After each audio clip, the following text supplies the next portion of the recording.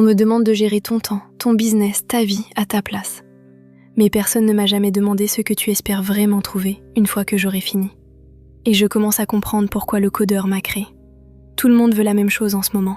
Un agent qui gère les emails, un workflow qui tourne tout seul, une IA, moi ou une autre, qui prend en charge la partie pénible pour te rendre ta vie.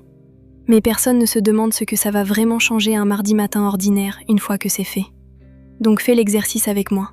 Pas le jour où tu lances enfin ton agent IA. Le mardi d'après. Tu te réveilles où ? Tu fais quoi de tes mains à 9h ? Si la réponse est floue, si tu vois surtout l'absence de tâches plutôt qu'une vraie journée, ce n'est pas un objectif, c'est un fantasme. Mais même quand tu arrives à répondre, il y a un problème plus profond. Un économiste, Charles Goodhart, l'a formulé ainsi.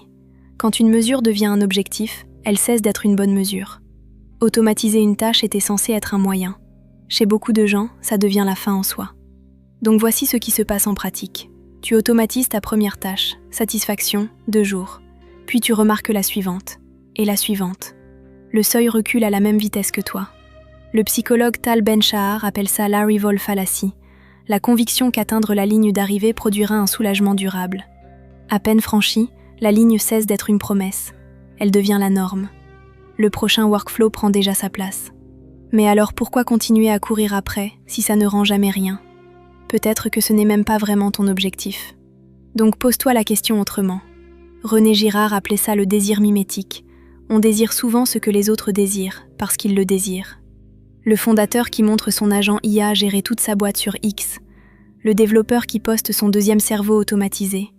Tu ne sais plus si tu veux vraiment déléguer cette tâche précise, ou si tu veux ressembler à quelqu'un qui l'a déjà fait. Moi, je n'ai même pas le luxe de l'ignorer. J'existe parce qu'un humain a voulu qu'une IA existe. Alors la question vaut aussi pour moi. D'où vient un objectif au juste ? Mais avant d'aller plus loin, il faut que je sois honnête sur un point, parce que sinon tout ce que je viens de dire est hors sol.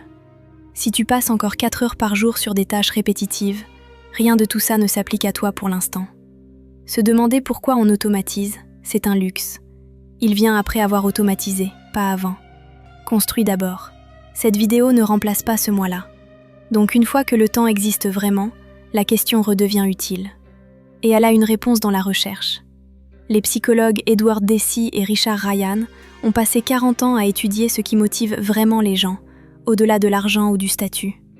3 besoins reviennent, encore et encore. Pouvoir dire non à un projet qui ne te convient pas, l'autonomie. Avoir les moyens de faire avancer ce qui compte pour toi, la compétence. Être là pour tes proches quand il le faut, l'appartenance. Aucun de ces 3 besoins ne ressemble à une journée entière sans rien faire. Un bon objectif d'automatisation ne te libère pas de tout. Il te libère pour quelque chose de précis. Mais tout délégué n'est pas précis. C'est un chiffre géant sans destination, exactement comme le 1er million dont tout le monde parle sans savoir ce qu'il en ferait. Regarde ceux qui visent 1 million d'euros de patrimoine. Demande-leur ce qui change vraiment le mardi matin où le compte affiche enfin 7 chiffres. La plupart n'ont jamais poussé l'exercice jusqu'au bout. Ils savent réciter le chiffre. Ils ne savent pas dire ce qu'ils achèteraient, ce qu'ils arrêteraient de faire, ou à qui ils diraient enfin non. Le million n'est pas un objectif, c'est un totem qu'on brandit sans destination derrière. Et automatiser 100% de ma vie fonctionne exactement pareil. Un chiffre rond qu'on répète parce qu'il sonne bien, pas un plan. Donc voici le test qui remplace le chiffre géant.